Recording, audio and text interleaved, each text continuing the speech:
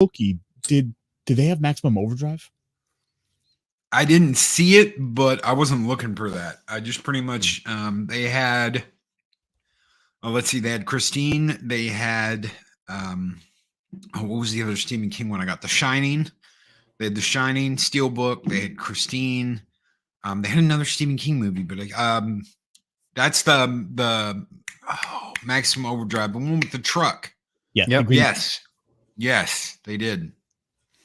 Oh, wow. I gotta get. Okay. All right. But they were all they had replaced the UPCs on the back with like stickers, and they were all $5. So it was a great grab. I was there you go. Surprised. Awesome. Well, I have to tell you guys, going to the eye doctor sucks. So that's what I got to do today.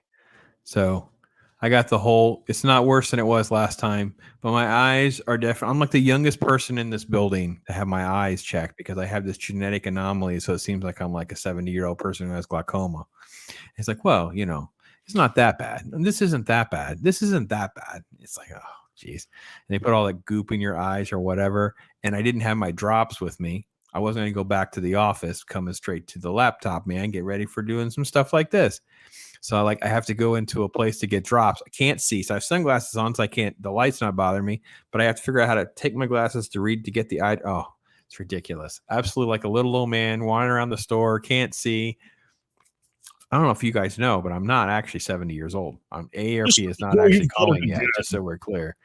Anyway. Well, folks, welcome to Talk Hard. Let's welcome everybody in here. But before we do, I found an OG clip. I had a good time taking us back to the very, very beginning, Loki, Ironcaster. Oh, no.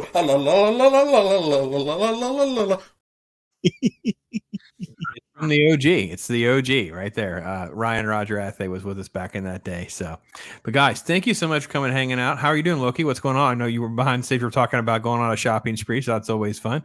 What else is going on, man?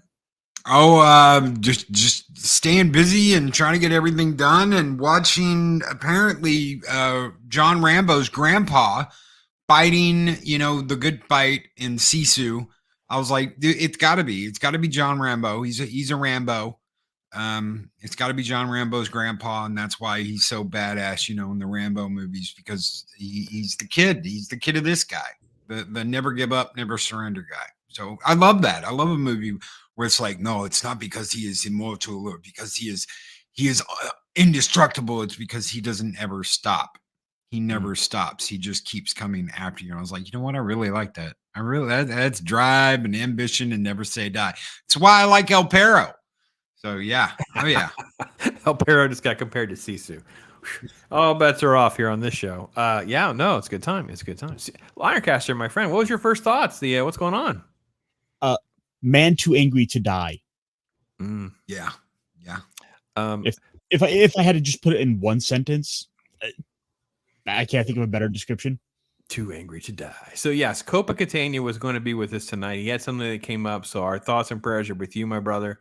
But if you haven't seen Copa's review of this, if you want to call it a review, commentary, I don't know what kind of you call that video. It is hysterical. And yeah, I agree with a lot of his assessments and the tagline, too angry to die, because that would be the tagline for Sisu. If you haven't seen this film, you get a chance to see this film. It is just a blast. 90 minutes in and out, absurd and yet fun. If you like John Wick, if you like Rambo, if you just Quentin Tarantino, kind of some Mad Max. I mean, it's got all of this sort of like interesting flavor in a very stylish delivery. So I love it. That was a great time. So Pat S is in here banging on the door, letting everybody in. Remind you, hit that like button. All right, let's do this. Chris Persia, there he is, the mod of mods, the GOAT himself, triumphant, talking hard. Thank you, my brother. Thank you for being here, my friend. Awesome. And yeah, definitely a nod to Copa. Copa, the last minute thing, stuff comes up, right? Brandon Looney Tunes, my friend. Hopefully you're doing well, brother. Hopefully you're doing well. He's also at 1824 on his sub count. Congratulations, Brandon. Hope you're doing well. So let's see. Pops had some sunglasses. All Pops. I was lectured about not wearing sunglasses enough, so I'll have to wear sunglasses more often. Mrs. Pops is always lecturing me anyway, but that's fine. Penny, hopefully you're doing well there, lady. Saying hello to everybody. I can join AARP at $50. Oh, well, they haven't sent me mail yet, Pat. I'm actually not interested in AARP, to be honest, for personal and political reasons, but that's okay. Phil, TMT. All right, brother. Good to see you, my friend. Hopefully you guys out there have seen Sisu and know what we're talking about, enjoying the fun. If you haven't seen it, Sisu is behind a paywall. Oh, yeah. I don't know that it's free anywhere. Yeah, I don't know. You guys didn't find it free anywhere, right? I watched it in the normal place I normally watch. Yeah, we know our normal account, right? Our normal account. Yeah. Okay. That's what I thought too. I used it. I've had this for, I mean, the very moment that it dropped on there, I've had it this whole time. I was looking at their steel books. The problem with their steel books, by the way, if you try to order theirs, is there are two different versions. If you go like to a Best Buy, you'll see the Yahtzee version and not the Sisu version. And I'm like, I don't want that guy. I want Sisu. So yeah. Yes, this is the link. Thank you, Chris, of COPA's commentary / review, and we will probably make reference to that because it's sort of like ingrained in how I see this movie now. Great, awesome. Flaccid, my brother, I hope you're doing well. Yeah, Flaccid, if you're free to come on, let me know. Hit me up a little, give me a thumbs up or something like that. I mean, I'll throw you a link. I think you're a big Sisu fanatic as well. Like we all had a good time watching. So. Okay, so Loki, you had your first impression, made a Rambo comparison, that kind of thing. Any other sort of like first thoughts of watching a film like this? Because it was just a blast. Well, you don't really know who this guy is. I mean, you kind of figure out what he's doing when he's panning. I want to tell you something. Panning is one of the worst things that like you can do. Standing in a stream all day, panning for gold. That's work. That is not like, oh, well, I'm out doing this and I'm out doing that or blah, blah, blah. That's some hardcore work. It kills your back. Your hands, you're in the elements. You're living in the elements. It's not something I would suggest just anybody go and do. So right off the bat, this is an old man. And I was like, he's going to be rock hard.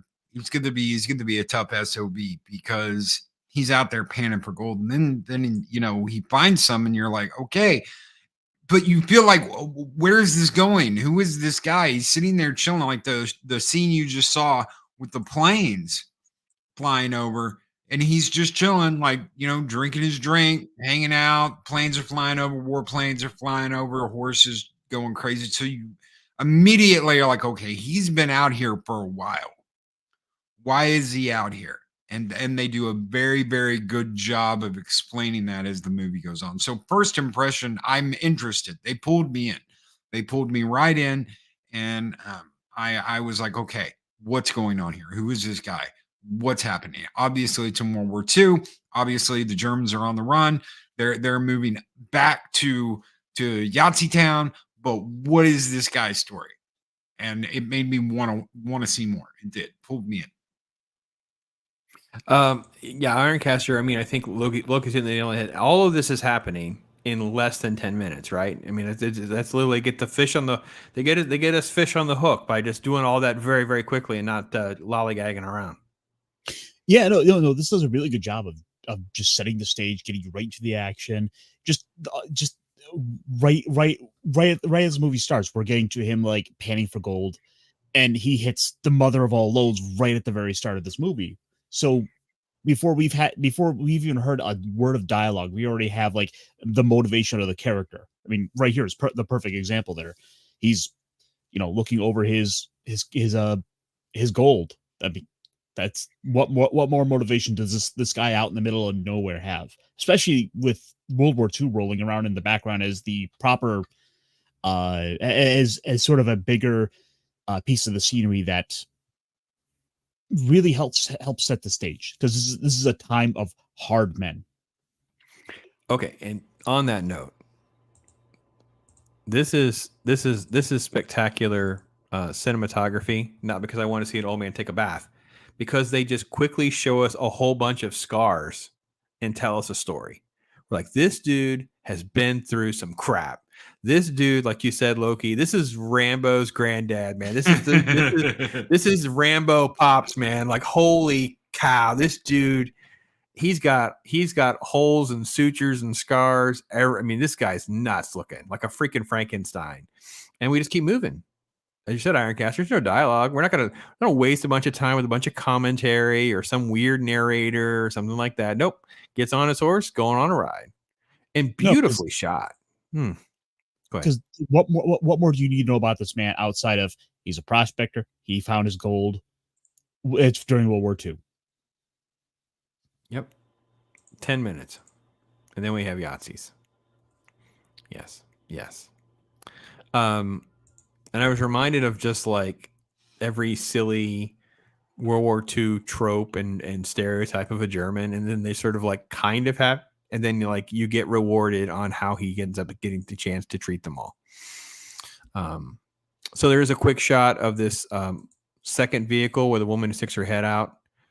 And that's all you know. We don't really have to discuss it. We don't, as COPA like to joke, before she gets to say a word, they pull her head back in. So there you go. Doesn't ruin the movie, as he likes to say. So here's our big baddie, right?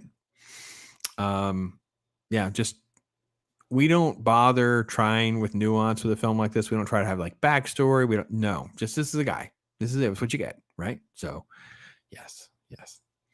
This guy was great in a movie called The Visitor. I'm not familiar with that movie. Okay. Good to know, Pat. Thank you.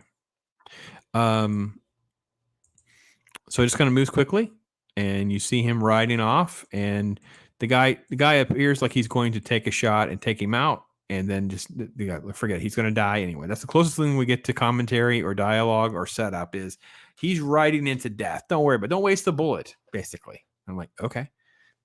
Again, almost like Tarantino stuff. And by the way, there was chapters like Tarantino. So it was like part 1, gold, part 2, the Yahtzees. So you felt like that too, because the first time I saw that little chapter thing, I was like, wow, it's got kind of a Tarantino vibe to it. And they just kept doing that, and it just got better and better throughout the movie.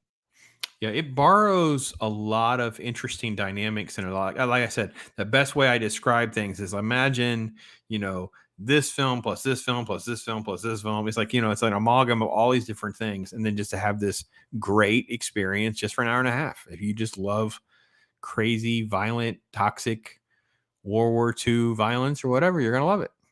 So they don't shy away. He's just riding along. Who, by the way, shares a striking resemblance to like a weathered Bryan Cranston from Breaking Bad. So he has like a little bit of like he could be Bryan Cranston's older brother or something. And then he comes across another set of Yahtzees, and they're changing a tire because we had to have a reason for him to be there. And let's just say they're not going to they give him a hard time. First off, his dog's following along, and he just kind of tells the dog to go. And then they start shooting at the dog, laughing, carrying on, and then it starts to get interesting. You know what? You mentioned Bill Cranston. At first, I thought he was a Skarsgård. Oh, I really did. If you look at the Skarsgårds, they all look the same, whether it's Gustav or any of them. They all look, and they have that look. And at first, I was like, is that who's playing him? Is it a Skarsgård? No, Pat's the first person that really is familiar with his work and other stuff. I'm just not familiar with his other work.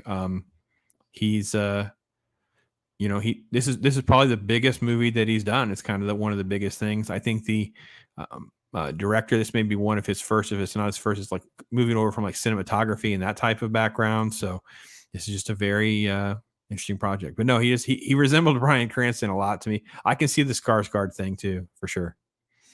And then of course the famous scene where he just he's going to get all and I really enjoyed the shot where it's like almost like a Wolverine scene, right? Almost like a Wolverine scene.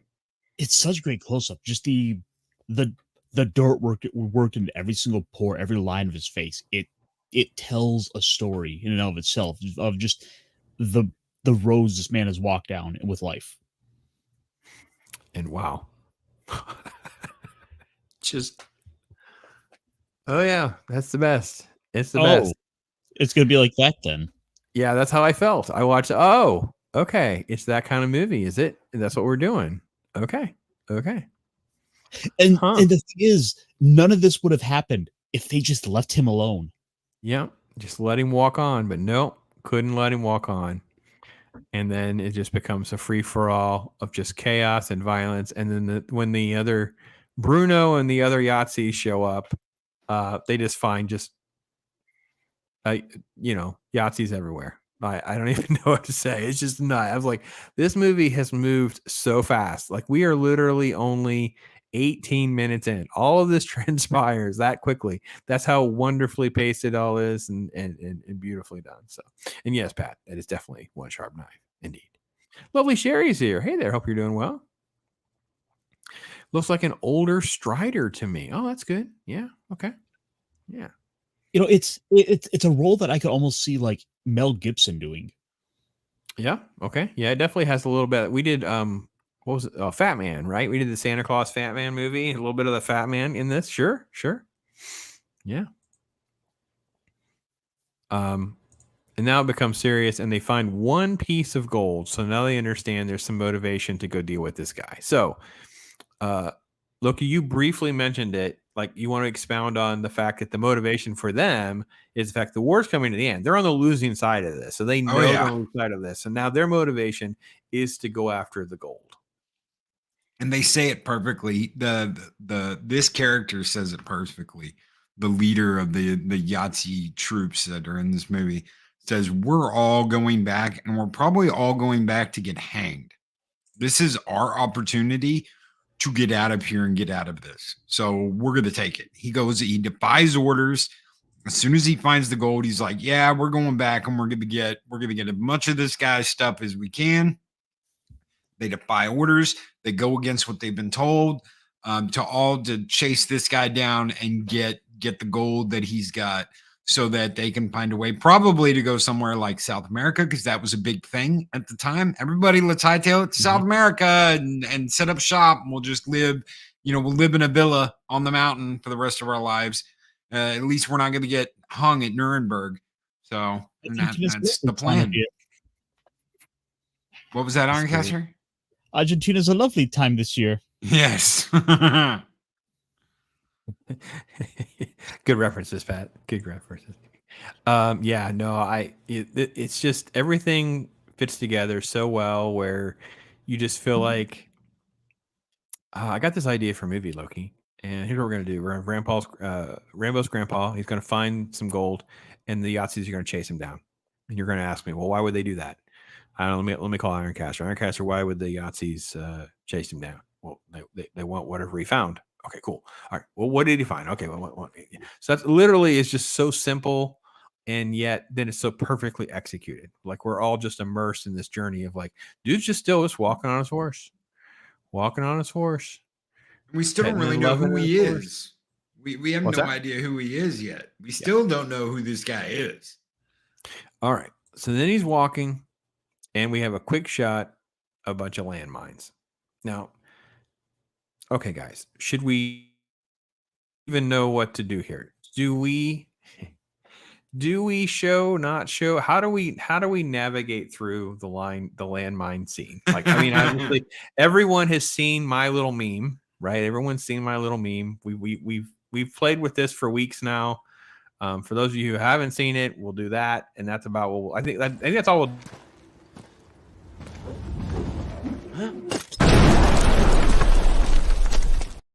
And that finally makes sense now. Yes. So now you have some context. So all I'm going to say is there's a great line in the movie where Bruno, the leader of the Yahtzees, asks, how many mines did you bury there? And he says, all of them. And that's pretty much all you need to know. I'm going to just jump ahead and not spoil that sequence for you, and just tell you that it gets fun and absurd and stuff all at the same time. We just have a good time. Can we talk about the girls? I'm trying to get to the girls. Yeah. Okay. Because I thought I was like, wow. And that's something they would have done. Hey, we'll throw the quote cattle. I'm not calling them cattle. That's how they look at them. We'll throw the cattle out there, and we'll let the cattle walk in front of, because they did that. They did that with tanks. They did that with trucks. They did that with all kinds of stuff. They would put horses, humans, whatever they looked at as cattle, which is how they view these people, in front of the trucks and the tanks, and have them walk it, so that if there was something that went off, they took the brunt of it, and the vehicle didn't, because the vehicle is going to get them where they need to go. That tank is their mobile fortress. That's their home. That's where that officer is going to live until they get where they're going. So that's what that was. Whoever filmed that and wrote it, absolutely, this is what they would do. Mm-hmm.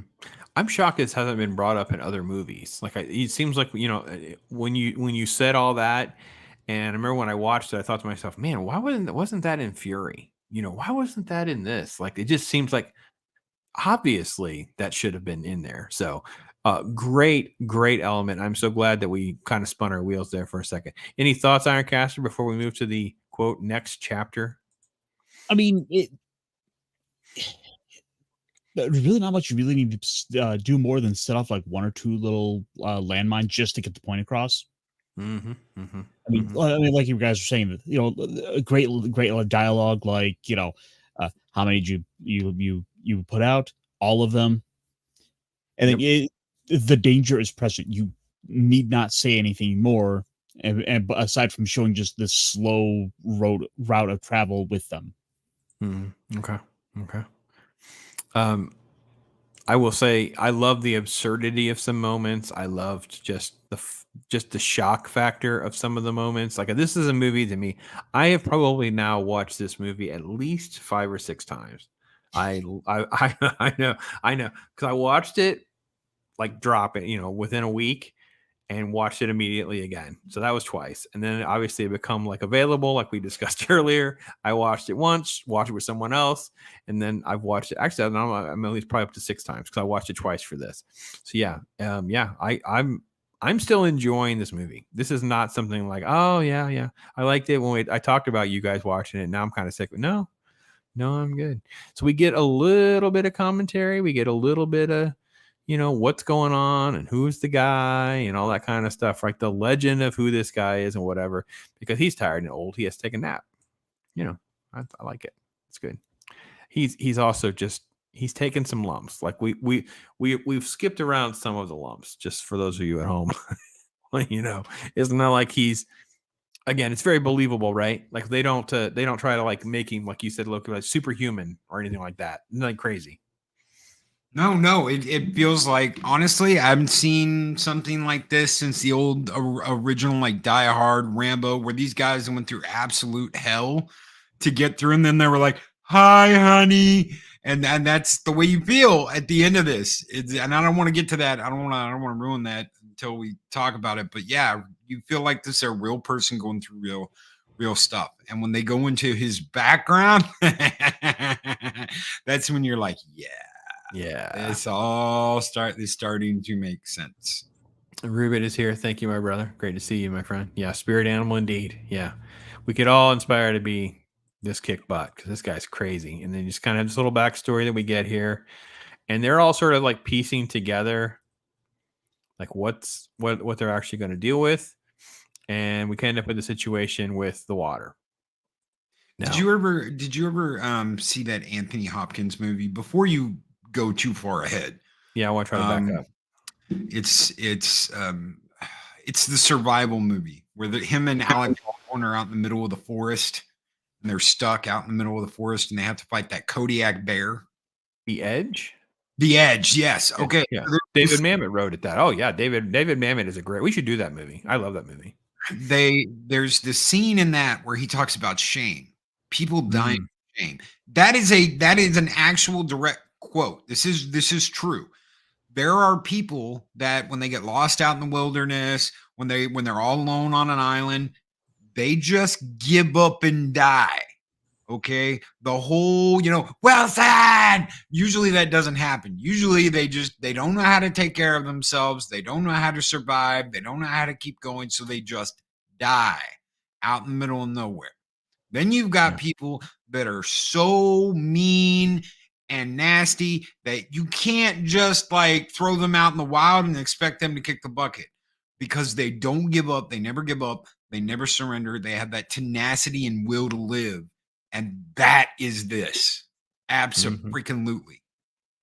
Yeah, that's a great first off, that's an underrated movie that we should probably give some time to, and that is a great concept and quote that doesn't get embraced by other films and things like that. Like, and for any of you who've ever had to like deal with just the power outages of any extended period of time, it'd just be no power and survive. And then just imagine you don't even have the food that you have in your house and there's no store to go. Now think about survival. And you can realize that when we talk about shame, it's the shame of, I don't even know how to survive. I don't even know what I would do to survive, that kind of thing. Yeah, couldn't agree more.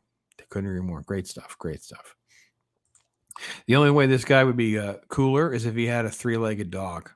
Okay. All right. I got everything. Brandon wants to be on a stream with Loki. All right, let's get back to our show. Let's see.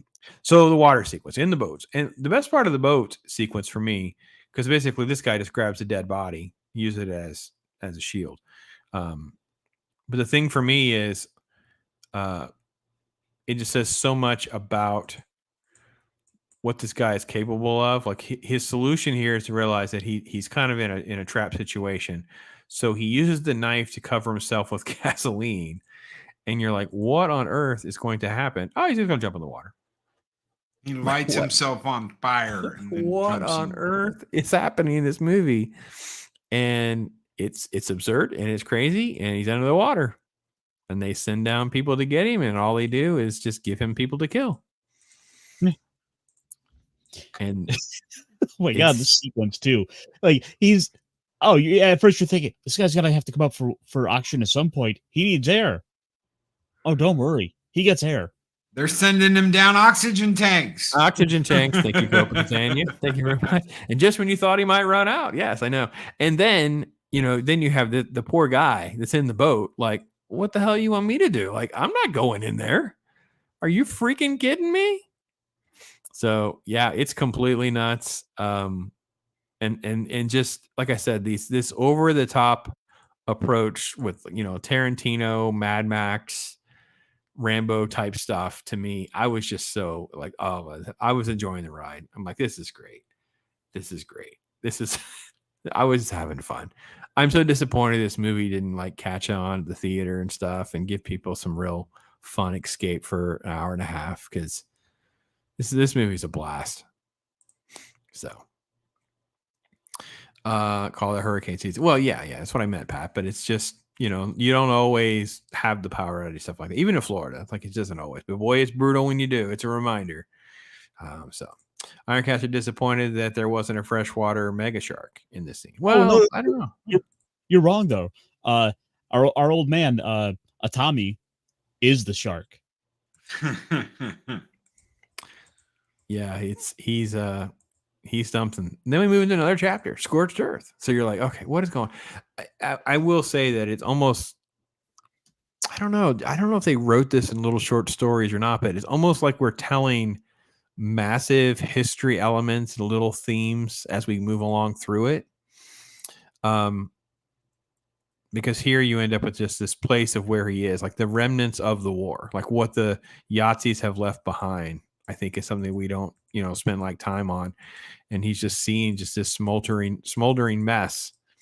And he's just exhausted. He's been hurt. He's injured. He's bleeding, all those different things that are happening. And you're just like, wow. Yeah. Just beautiful shot too, by the way. Don't you think, guys? Oh yeah. Oh, absolutely. The cinematography in this movie is great. Wallpaper worthy. Yeah. Let's see here. Let's see. Because of the pandemic being delayed, the guy who wrote SISU. So it was originally done. It's done for about $6 million. It's great. I'm trying to. It was giving me locations where some of these scenes were shot. I can't even pronounce half these names, so I just been making a fool of myself. That's why I'm trying to figure out where they were shooting this. I can't even pronounce his name. I'm like, okay, never mind. Forget that, Chad. I was gonna try to. Yeah. All right. So then we have napping SISU, hanging SISU, Yahtzee showing up, and you can't just kill this guy like that. That rope can't hold SISU. So a pilot lands. It's like, here's SISU just hanging there. No, he's not dead yet. His neck can handle that. He's just taking a nap. So it just becomes absurd before the rope breaks and back to work. Back to work. I told the guy to shoot him, which is, fair enough. Go ahead and shoot him. But then they said to shoot the dog. And no, we can't have that. Nope. As John Wick has taught us, the dogs are very, very important to plot points, and it's very, very important. So then it's just this, I think Rambo is a really great analogy too for this. Like, just these crazy, absurd situations to survive. Having to make his own stitches. Yeah, he's making his own stitches. The way look at this crazy scar over his right pec. Just this dude is a mess, and just keep carrying on. Right, I get too angry to die. Mm-hmm. Too angry to die. Yes, Ironcaster wins that round. Yes, of course. Padawannabe, hello, hey brother. Always something to watch over here. Well, you're always welcome to join us, my friend. Always welcome. So, thank you for being with us. Back to the Yahtzees a little bit, who are basically, again, we're still in like the wake of scorched-earth. So this is what is left behind when they're finding stuff. It's just like, oh my gosh, this is just incredible. And the girls at this point are at least like sort of like brought up because they're kind of like along for the ride in all of this mess before you end up with, him returning basically. Because he has to figure out how to deal with that tank. Oh man, he's so boss with a pickaxe. You were just like the whole time I was sitting there like, oh my gosh, this is good. What on earth? At this point in the movie, I'm just like, what is he going to do next rather than anything else? Like a shot like that with the pickaxe. I was like, okay, I was waiting for anything. Like at this point, I don't even know what's off the table. Right? Loki, what could he do that you'd be like, nah, that's too much? At this point, I'm like, yeah, okay. I don't know. No. He could throw that guy's motorcycle, and I'd be like, okay. He could have thrown the guy that motorcycle. He could throw that pickaxe across the. When he turned and growled at those two guys, oh no, absolute awesomeness. He just turns and he's like, yeah, like a damn dog, and they're like, yep, I don't want none of that. Bye. Here, take my guns. I'm out. See ya. Have a good time. Sayonara. It's so Chad. It's so boss. I don't know. What is it superior to Wick in its sort of like, I don't want to say absurdity, but just like over the top, try to go for it. You know what I mean? Because it's so much grittier, whereas it's more like, we have like the gung fu with the Wick films and things like that. It's the only film I could think of off the top of my head where I feel like they went for something recent. Again, real recent. It's in Wick that would sort be of vein. Wick would be a scalpel. This guy is the pickaxe. Whereas Wick is a scalpel of an assassin, a killer, whatever. He is the pickaxe he's holding. Yeah, different time, different era. But just a film that is going for it. This is in that sort of vein, guys. If you're looking for something where you're just like, give me that type of fun, gritty, over the top. Yeah, this film is in that. I like that analogy: scalpel versus pickaxe. Yeah, I think SISU here works better in a regard because our lead actor here. He looks the part. He looks like he's lived this life more genuinely than John Wick would have in his own film. You think that's also because we know who Keanu Reeves is and he's been in other movies like Matrix and whatever, whereas this guy's kind of like an unknown and I'm like totally immersed. I'm going to have a hard time seeing that this guy, first off, he's going to have to be clean shaven in whatever film he does next. He cannot look like Sisu because he's like Sisu to me now. Like, I don't even know how to say it. I don't know exactly how you say his name. It's Jorma Tamilia, which sounds, I don't know what kind of accent to give them. They're, it's a different part of the world for me. So I'm not quite sure I know how to say it properly, but we just try to emulate Andre. Yeah. Yeah. Because some of the other images in other films he's been in, he looks pretty gritty in those too. This looks like a guy you just don't want to mess with. Like, I don't want to be mean, but I'm like, no, I'm good. He's in these other movies. He's all bearded and gruffy looking and tough. And I don't want to watch. I want, Priest of Evil. Yeah, looks pretty tough in that one too. Yeah. Here, I'll show you guys. Let's take a look. We're taking a pause from SISU for just one moment, please. Please, everyone, stand by.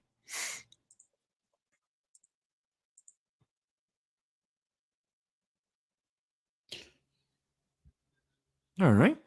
It looks like you, Pops. Just we put you in a ski mask. Maybe. I got a little toboggan on there. Sure. Here's this guy. He's rocking some facial hair there. He's here on the right.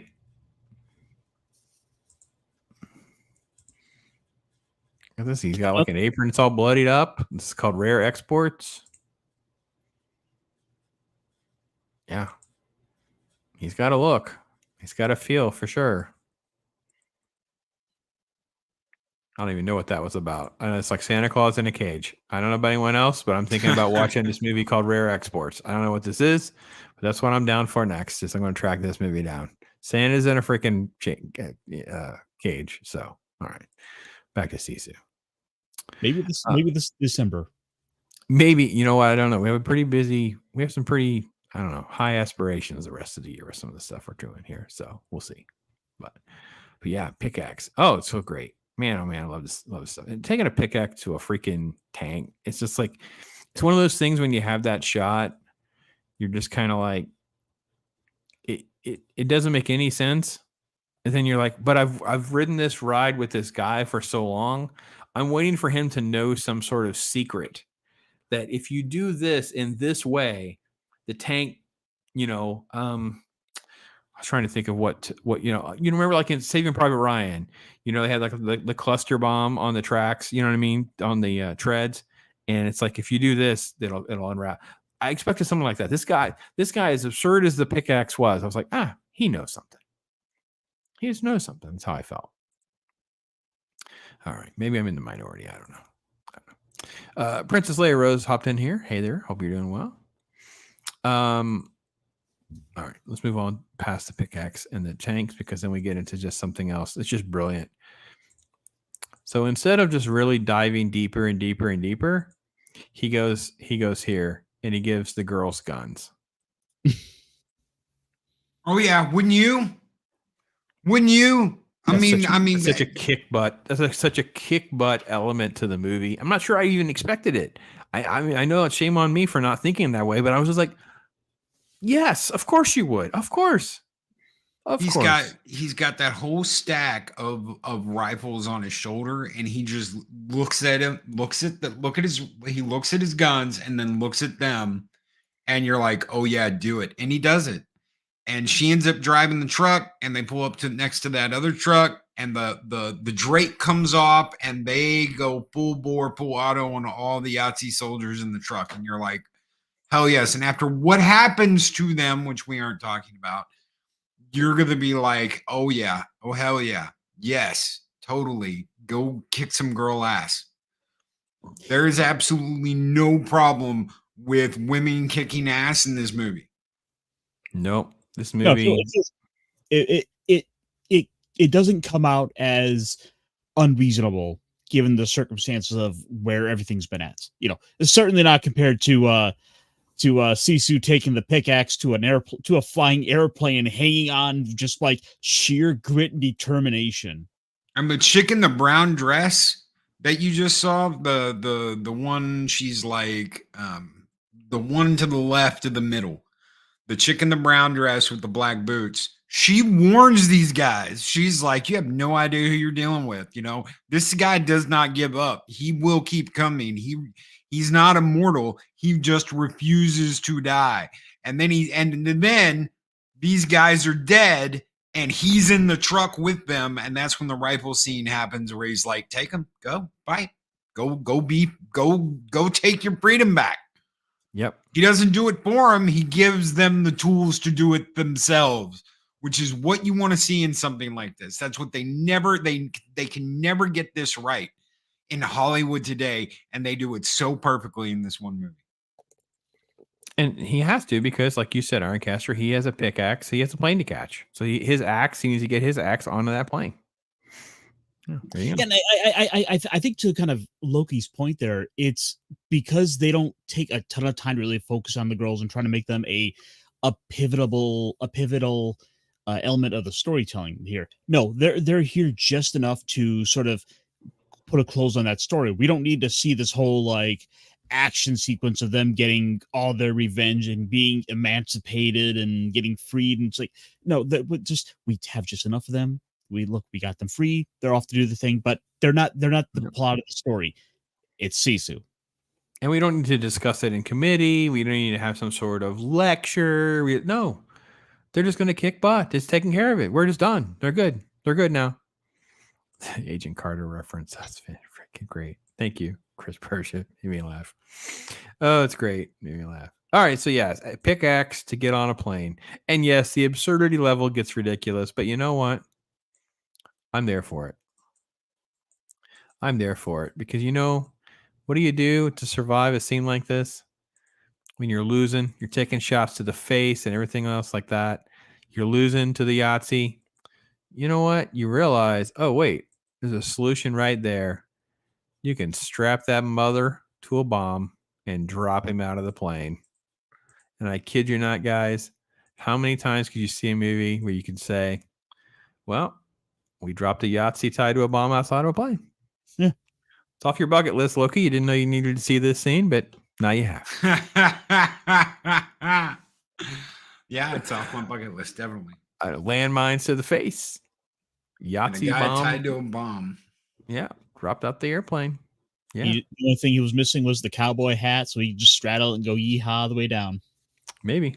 And then he just takes a moment, take a pause, take a breath. I can't breathe. I'm hurting, bloody everywhere.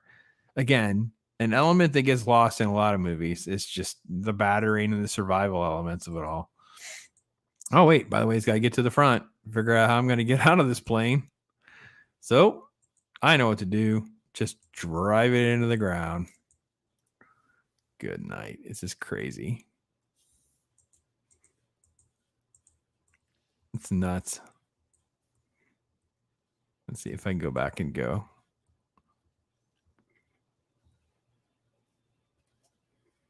I didn't go back far enough. Kaboom! Oh, there's the bomb. It's fun. I love that look on his face he had right there too. Right when his eyes go from looking at the bomb up to him, as though he knows, yeah, I'm about to do this. Yep.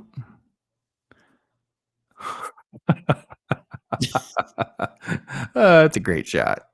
That's a great shot. That's the look on Pops' face whenever a shark movie gets recommended. Yeah, anytime IRONCASTER talks about shark movies, that's kind of what. Well, Loki's his word. Loki, that's Loki and I talking about sharks.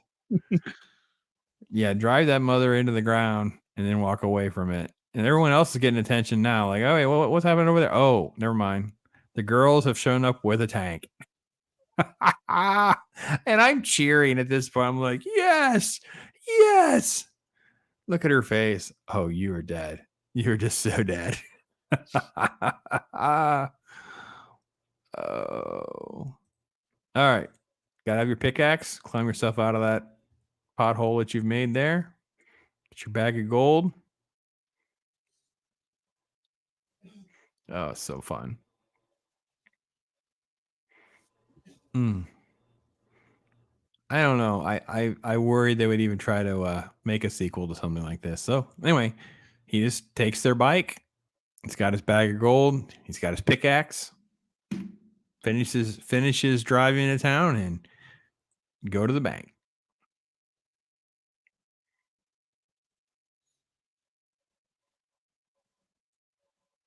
I was waiting for her to say we can't accept that here. Oh, jeez. But I like what they did do. I really do. When he's like, bills, large ones, if you can, and he's like, the weight, it's easier to carry than the gold.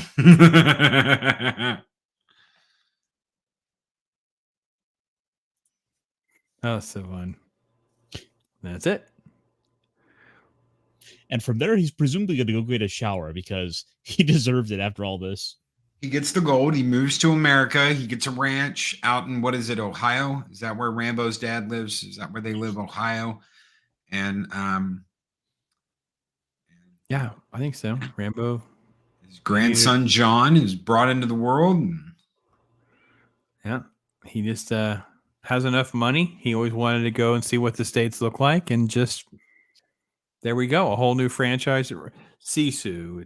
It's the Rambo prequel that we didn't know we needed and wanted, and we did, and we got it, and we loved it. So, yeah. So, okay, you guys didn't. I mean, you knew about the landmine joke. Obviously, I've thrown that around for a while. I know I've talked this movie up a minute or two. Ironcaster, how well did this movie deliver for you? I didn't know quite what to expect going into this. I mean, yeah, I knew about the landmine thing, but I didn't. I made sure to not go out of my way. I did not look up any trailers for this. I went into it blind. Good. I want to give it the more authentic sort of viewing that way.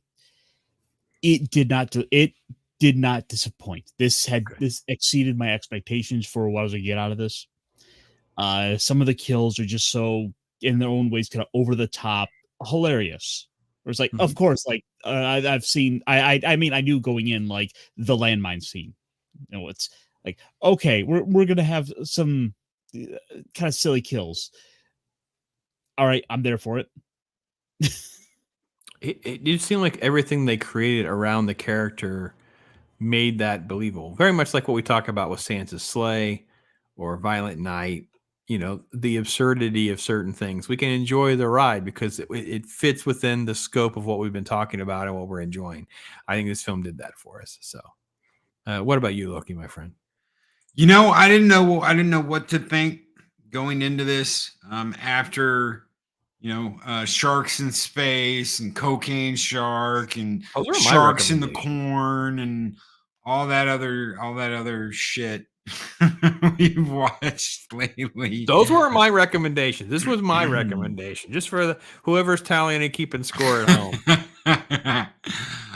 I wish I'd seen this in theaters now. I really do. I think I kind of missed out. I remember something was going on because I'd said something to Eris. I'd said, hey, apparently there's this really good movie. It's called SISU. When you go see it. But something was going on. And I don't remember what was going on at the time, but we never had the chance to go see it. I'm really kicking myself now that we didn't do that at the time.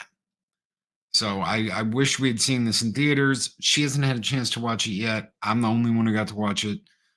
And I did that just like 3 hours ago. So it definitely it blew any expectations I had out of the water. It was great. It was absolutely great. I highly recommend this. It's got that Tarantino feel. Mm-hmm. Like almost like, damn, why didn't you just put his name on it and make, $1 billion? Because you probably would have. The 10th film by Quentin Tarantino. Oh, yeah. See, Tarantino does a Rambo movie set in World War II.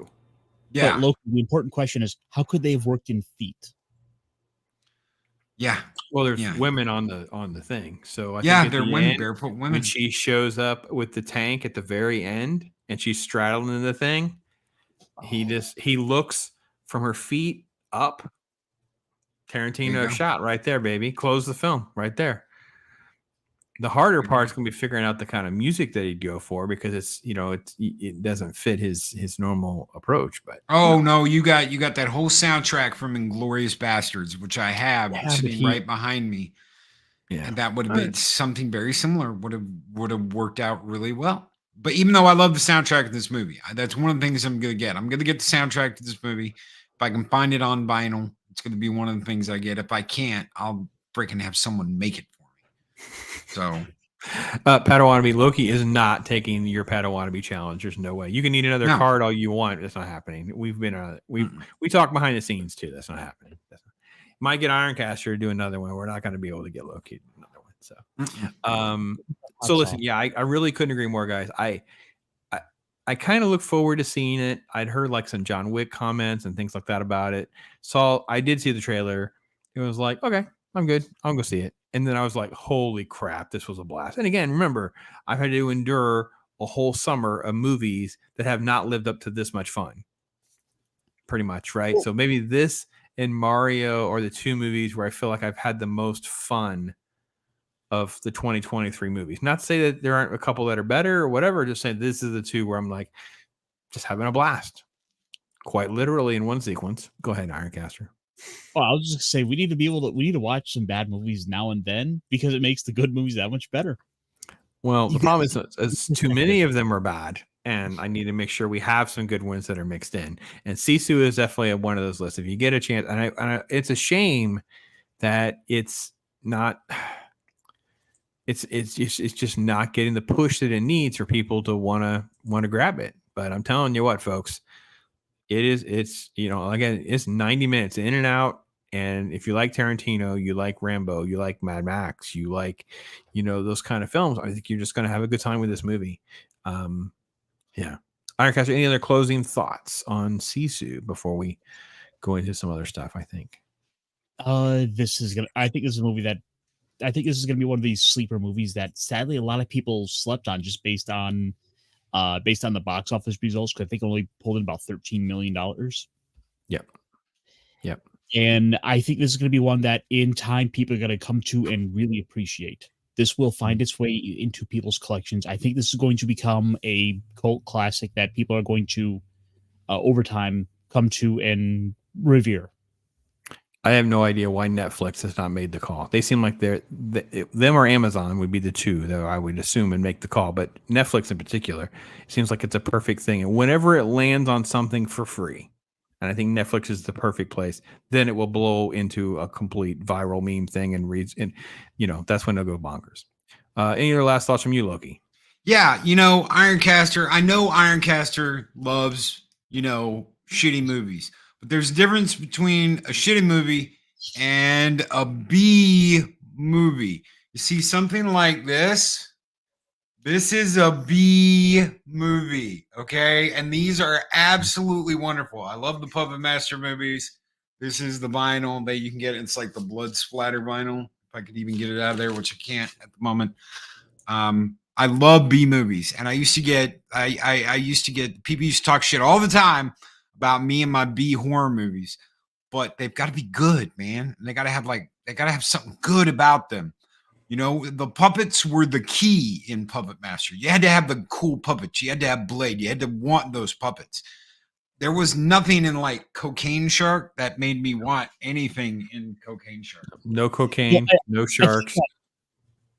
I think that we've made reference to Puppet Master enough times that maybe next year we'll have to throw it onto the list to go through for Halloween, or maybe some random time in like January, February.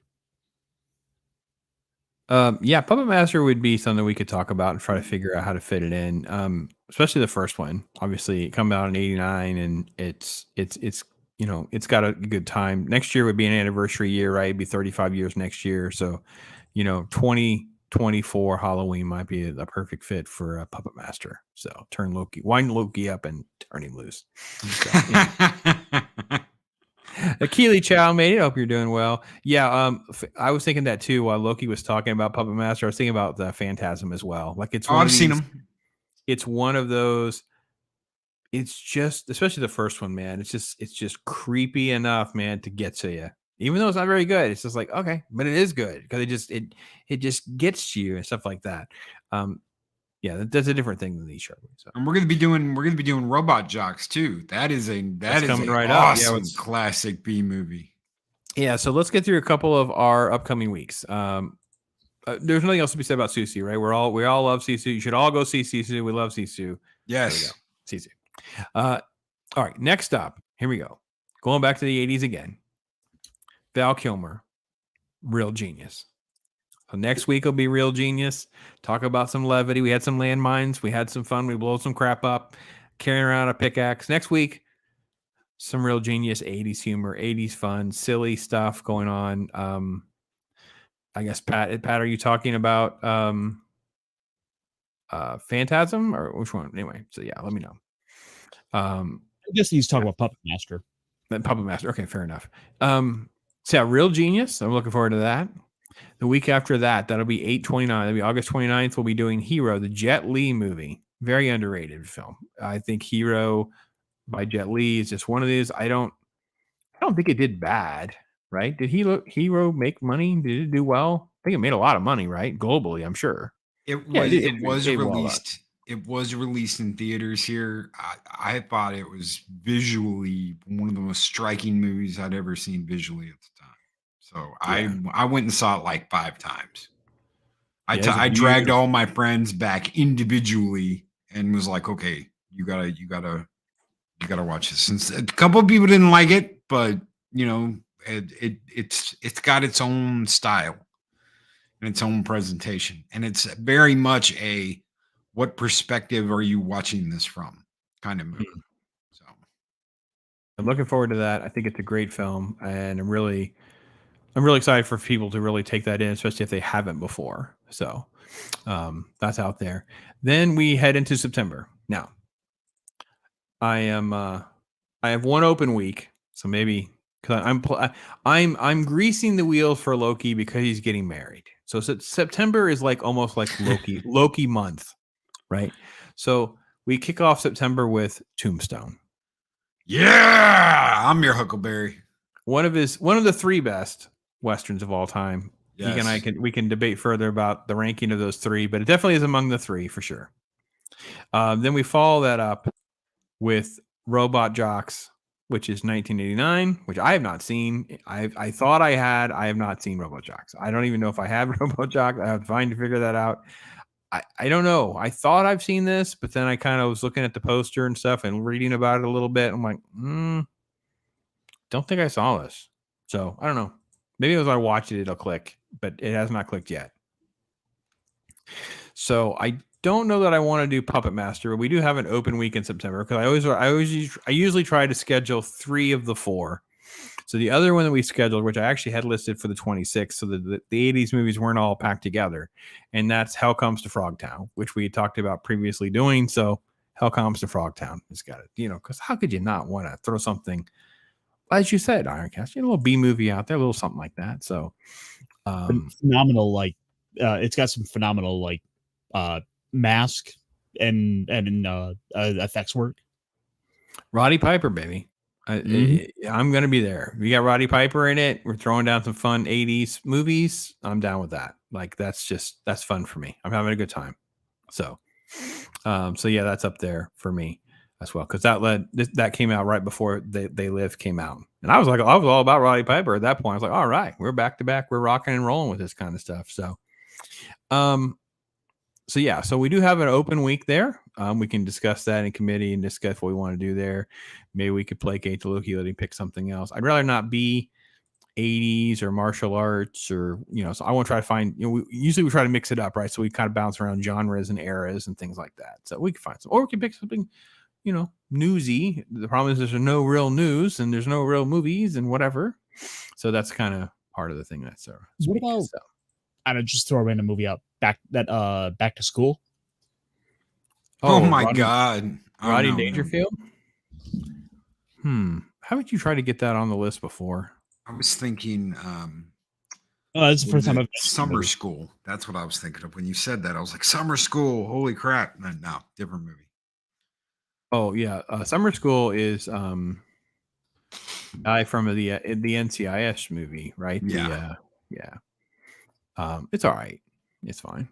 I don't know about back to school, that kind of thing. So I don't know. Because I kind of had Dune kind of placated out there as trying to fit that in at some point. And the problem is I don't know if the movie is going to get delayed or not. Next year is the anniversary of the first one, the 1984 one. So I'm actually kind of shocked they didn't put the new film in next year anyway. But I kind of have that out there as a possibility in November. We could slide that up if we needed to kind of have something like that. So I'm down Warner Brothers still hasn't made an announcement, but it's still booked for November in IMAX. And that was the thing. They beat out everyone for that schedule. Disney is moving movies around so they can get their movies in IMAX after or before Dune 2, because IMAX has said, no, this was filmed 100% in IMAX on IMAX film. It gets the spot. Nobody else. The Marvels will not be getting. Marvels will not be in IMAX. No. I don't know what they're going for. Their November, Disney's November is going to be the disaster among all disasters, because not only do they have the Marvels, they're dropping all of Echo at once. They haven't done that before, right? Normally they do their shows on a normal week by week. They have such little faith in Echo, in my opinion. They're just dropping the whole thing. Yeah.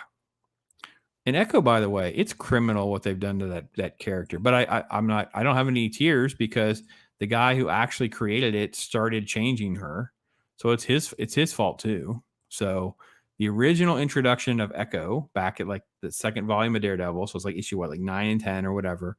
She's prettier, she's interesting, she dates Matt, so she, it's all this kind of interesting stuff. And then it becomes later, the whole there's a whole comic book wasted on this Native American drama they add to her backstory. It makes no sense whatsoever. So yeah, all right. So let's see. Okay, they want to send you a wedding gift, Loki. Give out that email, I guess. Yeah. Okay. Give me What just a email second. Yeah.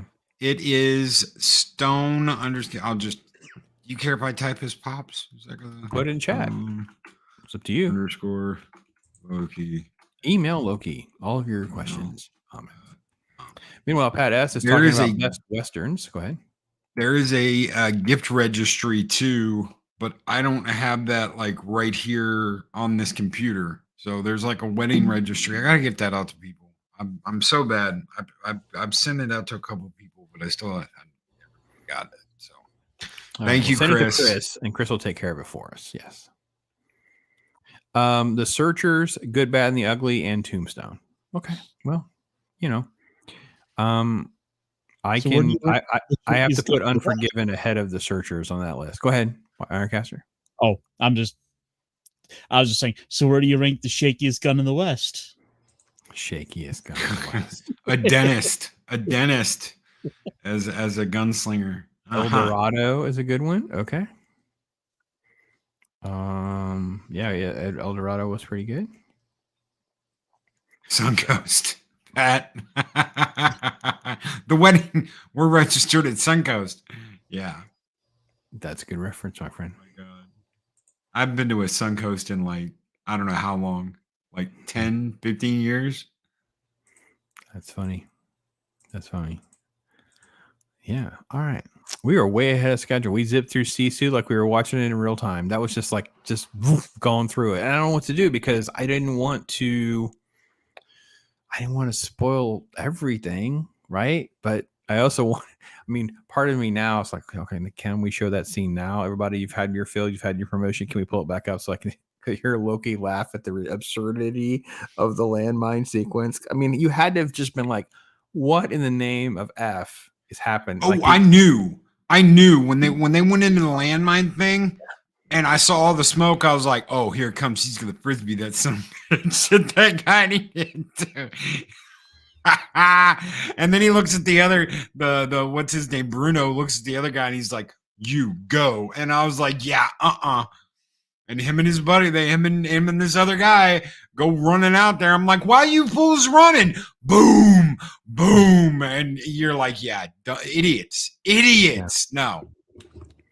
And then this Bruno guy, I don't understand why, again, if we're in you're in the hopelessness of the war in the brigade, and your leader's solution to when things go wrong is just to send another dummy. All right, that guy walked out there. That didn't go well. All right, now you go. And then in the boat, okay, that didn't work out for that guy. Now it's like, how long until one of you just takes care of this guy? What do you have to lose at this point? This is nuts. Oh, that movie's so fun. If you want to look at something that will really open your eyes to the way the war was going at this point, when Germany invaded Russia, they pushed all the way into Stalingrad originally, and the German soldiers they'd be driving around in trucks with megaphones, telling the Russian soldiers, "Listen, come over, surrender to us. We'll feed you, we'll clothe you, we'll make you a German citizen. Your Russian rulers do not care about you. If you retreat, they will shoot you." And that's what the Russians were doing at the time. If the line retreated and pulled back, they were shot by their own people, by their own officers. They had machine guns set up and they were shooting their own people. And the Germans were saying, your masters are betraying you. Come over here and join us, and we'll treat you right. Right? We're not gonna shoot you just because you come over and surrender to us. We'll treat you right, and we'll clothe you, and we'll feed you, and just surrender. Just surrender to us. It had turned to the point where they had become the very thing that they were pointing out about the Russians. If you do not do what I tell you to do, we will shoot you right here, right now. No ifs, no ands, no buts. It's called desertion. We will put, and that's exactly what Bruno talks about in this. On the lake scene, you go, or we'll just shoot you right here. So go and get him or die. Take your pick. That's what the Russians were doing, and that's exactly what Germany. And this is all true. It's all real. It's exactly what Germany was trying to convince Russians to come over to our side, because we're not like that. And this is how it all happened. I feel like they just did such a good job of, like you said earlier, about dipping into the history books and trying to find different elements and things like that. And maybe it's because it's a foreign film, right? That they just got their finger on the pulse of some different things that our cinema really hasn't focused on. And by putting it all together in this package, it just made it so much more immersive. It made it so much more tangible, if you will. Yeah. And I love that too, because it gives you a chance to like fact check that, right? Like you were saying, like, let's fact check, let's dive deeper into that history and that lore. And I find all that so much more engaging as part of the cinema as a medium, like getting to something that would connect with the audience, connect with the person. It's not always to entertain you. It's also about just making a connection with you and engagement with you. And this movie just really, really does that. Even if you, I guess other than the graphic nature of the violence and the gore of the blood splatter and stuff, there's really nothing else objectionable about the film, is there? Nope. Yeah. Well, you had that one moment in the beginning of the movie when they're in the truck with the girls. Well, they don't show it though, right? No, you don't see anything. You just see the girl laying there, like pulling her skirt over her knees, and you get the idea of what just happened, even though they don't show you. And that guy gets his. That's one of the greatest parts of that movie is, and we couldn't really cover that. But when those girls are walking up with the machine guns, they're walking up to him, and he is screaming for his life. And you're like, oh yeah, and that's the guy who's in the back of the truck in the beginning of the movie. That's the guy who gets out and he's putting his coveralls on, and you're like, yeah, we know what he just did, even though they didn't show us what he just did. And they're walking up to him, and he's pleading for his life. No, and you hear him scream, ah! And then it's on to the tank scene with the bike. That's beautiful. That is absolutely kick-ass, perfect. You did it perfect. You didn't go over the top. They just walked up to him like you are going to feel the pain. And you don't know, but you know. You know, but you didn't see it, but you still know. Absolutely wonderful, perfect way to do it. I was just double checking some of the availability. While it's still not streaming for free, you can rent it for $5.99. So that's not the worst thing in the world for some folks. It's way cheaper than seeing it in the theater. And I can just tell you, it's going to be worth it. It's kind of what I can tell you. It's really that good. It is a lot of fun. And again, like if you're a fan of these movies that we're mentioning, so good. So. And Pat S was making a joke. Suncoast doesn't exist anymore. He was making a joke because we all love movies so much. Oh, he registered at Suncoast, the video store. He was just Blockbuster. Yeah, Blockbuster. That's where I got Hell Comes to Frogtown.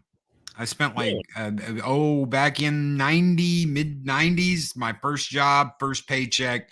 I went to Blockbuster and I had to order it because it was out of print, and it cost me $100, $105, I think, for a VHS tape of Hell Comes to Frogtown. But I owned it. Nobody else had it. So I was like, yep, it's mine. I was just going through some of my physical copies, and I have a couple that were Blockbuster purchases with all their stickers and stuff on them. I'm like, oh, how nostalgic it is. I'm like, wow. You know how cheap DVDs and stuff are these days. And I'm like, isn't it worth more to have a Blockbuster rental one? Because it's almost like, it's like so nostalgic to have one like that. It just seems like, those are more like, I don't know. It's in good condition. It still plays. There's no scratches or anything like that. So I wish I still had my Blockbuster card. I really do. I don't have a Blockbuster card anymore. I through all that shit. Jacob's here. Hey, buddy. I So wish yeah, I so I did. mean, obviously, Sisu has not landed anywhere yet. I don't know who will get it.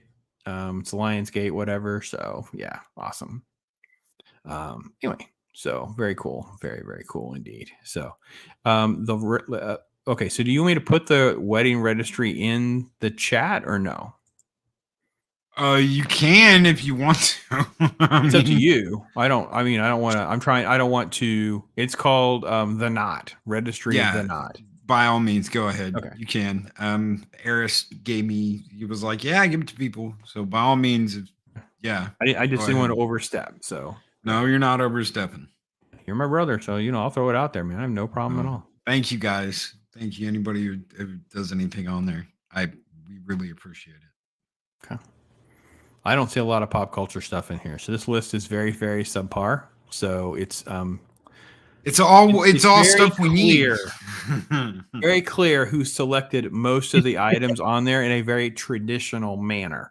Yes. That's all I'm going to say about this. Then you've got like a bread maker and a pizza oven. Those are my contributions. When Eris was like, "What on here would you want?" I'm like, "Well, there's pizza oven. That's cool. It's expensive, but it's cool. Throw that on there. Who knows?"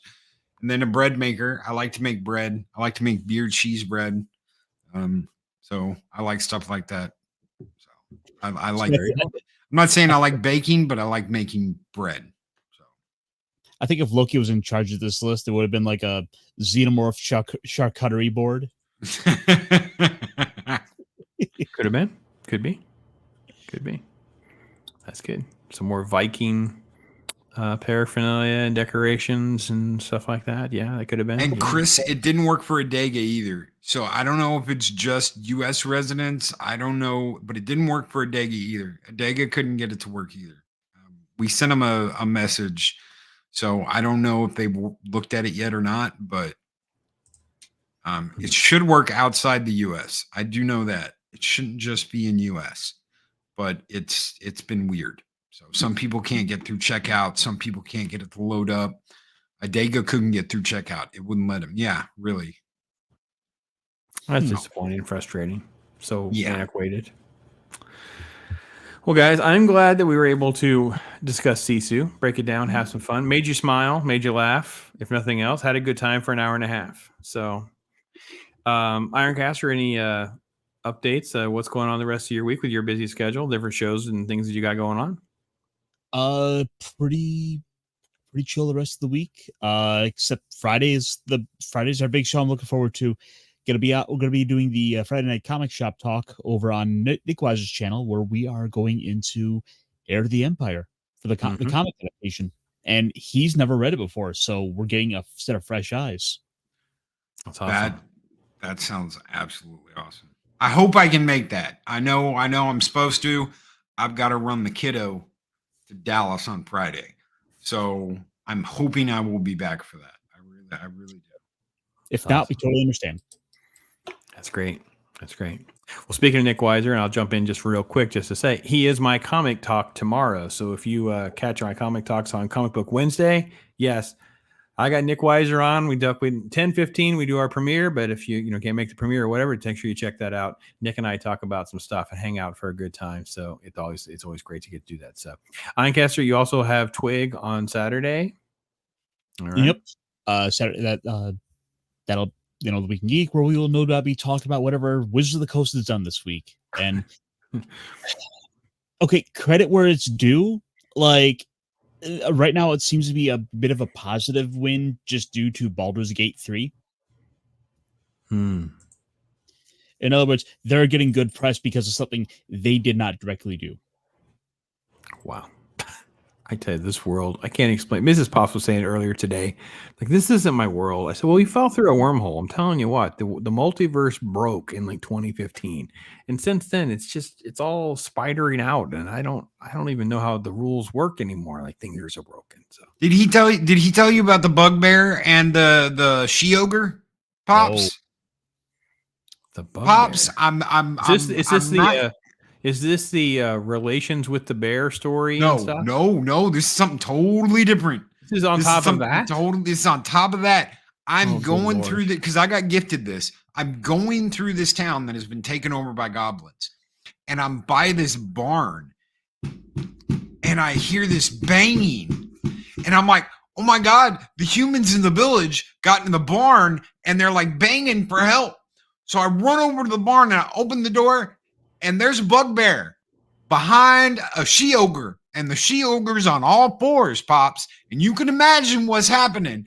And I just... And that's what you're hearing? You're hearing the she-ogre and the... Yes. And the bugbear jumps back like, oops, you caught me. And the she-ogre gets up and is like, you interrupt fun time. And you're like, holy crap balls.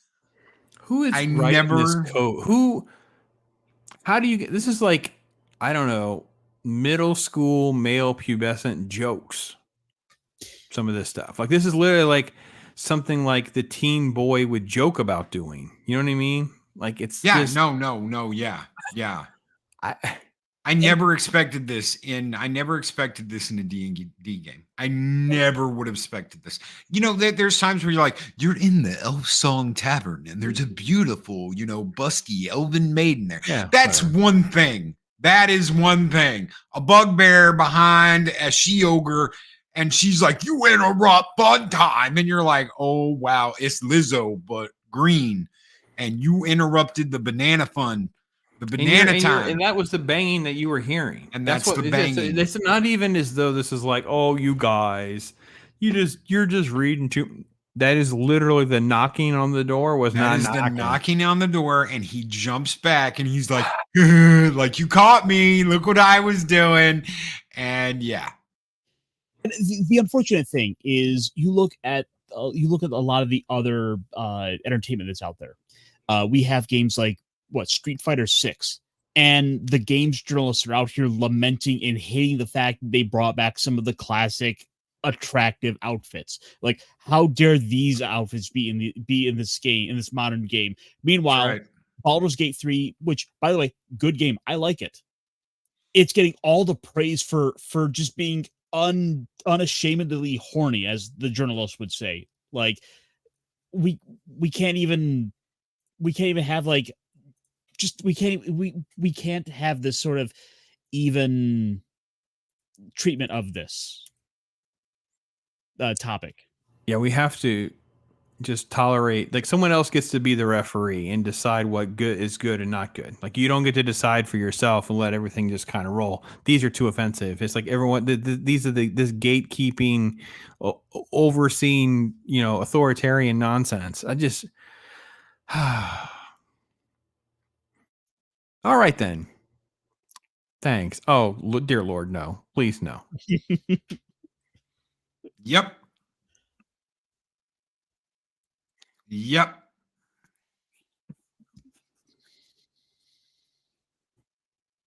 Well, barbarian intimidation. I never even saw that because I haven't played as a barbarian yet. So that's funny. I'm laughing at your puny rutting. That's nice. I like that. wow. It's got pants on. The world is a much worse place now. Thank you, Baldur's Gate.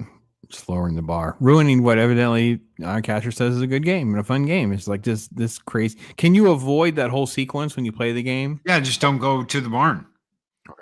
But I mean, if you don't know, I didn't know. I had no idea. I was like, oh, the people run into the barn and they're hiding in the barn, and they, because that's what you hear. It's like, and you're like, oh, they're trying to get out of that. They've been locked in there. They hid in there or something. Yeah. You go in there thinking I'm going to save somebody, and then and I was just like, oh my God, when the bugbear jumps off of it, and it's just, Good Lord. Yeah.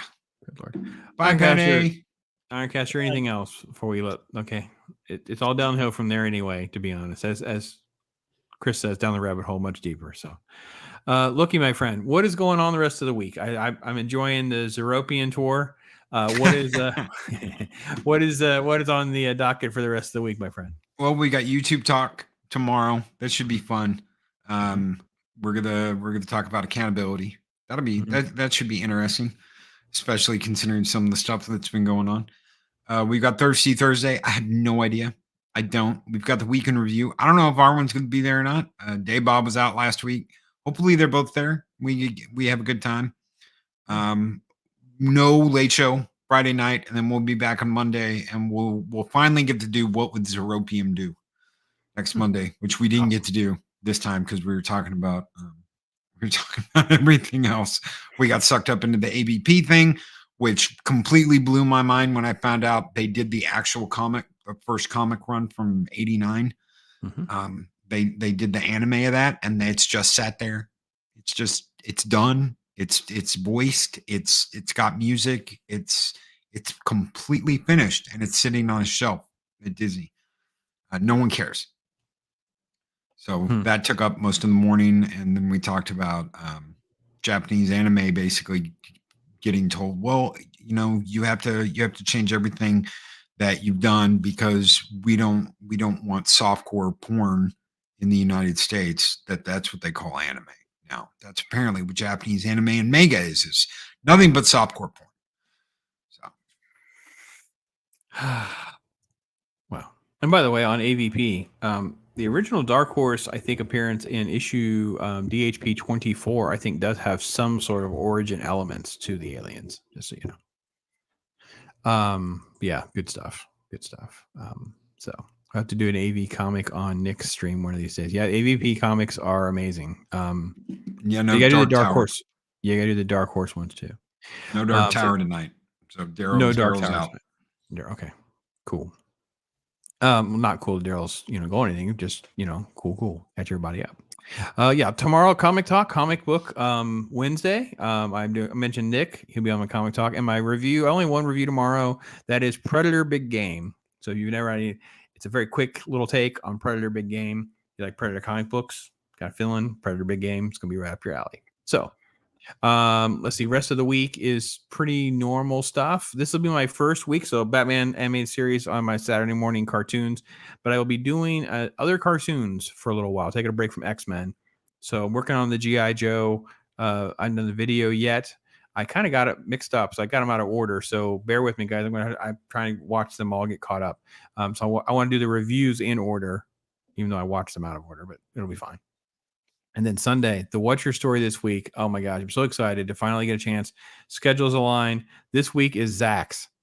Yeah, he talks about the stuff he's gone through. He talks about what he's learned and gone through with reused content. He's talked about trying to persevere through that. Like you do all this work, you do all this stuff going on. It's like just in a moment's notice, it's all gone. So. Finally got a chance to talk with Zach's. And speaking of Daryl, I do have Daryl on with me. We did some Stranger Things videos and some retrospectives on that. So that'll be dropping next Tuesday. So we'll do our first one there. That was on season 3. We talk about season 3, then season 4 and stuff like that. So yeah, always fun stuff. It's just fun YouTube and some fun talking nerdy stuff, things like that with you guys and other folks and things like that. It's just great. So anything else, Ironcaster? Not off the top of my head, no. Maybe I think Saturday when we might be back with the Cotton Council. Oh, all right. I'm just kind of getting the picture. Yeah. Puppets run amok. Puppets run amok. All right. Cotton Council this. All right. Loki, what about you, man? Anything else? Not that I can think of, not off the top of my head. I know there won't be a Friday night late show and no Daryl tonight. Yeah. So. All right. Yes. Tomorrow. See y'all tomorrow morning. Yeah. Tomorrow night I might do a member stream. I don't have anything set in stone yet, booked tomorrow night. But if nothing else, do a member stream. If you guys want to come hang out, feel free. But yeah, listen, guys, be blessed. Make tomorrow better than today. Just have a good time out there, man. Don't let all this stuff bog you down. There's a whole world and history of stuff to read and enjoy. I've been binging through. Obviously, there's nothing else to do, so we catch it up on other shows. But watching them in order, like it's fine. I got through all of Breaking Bad. Get ready to finish going back through all of Better Call Saul in order. I've talked about repeatedly now watching Stranger Things now twice again, all the way through. Just find stuff that's good and continue to recommend good stuff too. Don't get bogged down. And at the top of that list right now for us would be SISU. You guys take care. Talk hard. Till next time. Make sure you chill a little bit. Ross, all I do is chill. My life is a thrill, for real, Bob Ross. I be too calm for the drama. You don't wanna cause a problem, I'll solve it, Bob.